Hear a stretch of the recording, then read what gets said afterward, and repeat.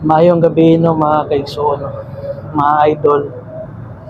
So, nauman po ang isa ka adlaw no na atong pagbuhat ng content pero wala gyapon interesado no. Walay gusto mananaw tungod kay siguro kay bati siguro ang ato ang mga video no. Hindi sila kakalipay.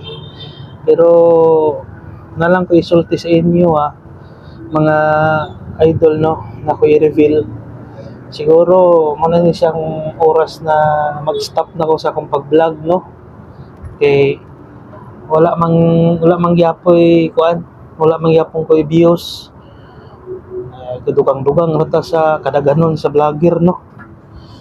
So siguro muundang sa ako pag-vlog no kay wala man gyapon, di gyapon taga ka-invite ni Mita no sa kusaon na to pagpaningkamot no.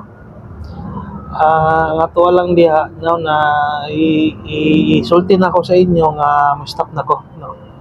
Di na ako magpadayon kay wala man gyapon tay kapaingnan ani no. Pero katong mga ga-vlog no, kasugod og vlog, padayon yapon mo, ayaw gyapon magundang, ayaw mo suon sa kuha, ayaw mo awat sa kuha.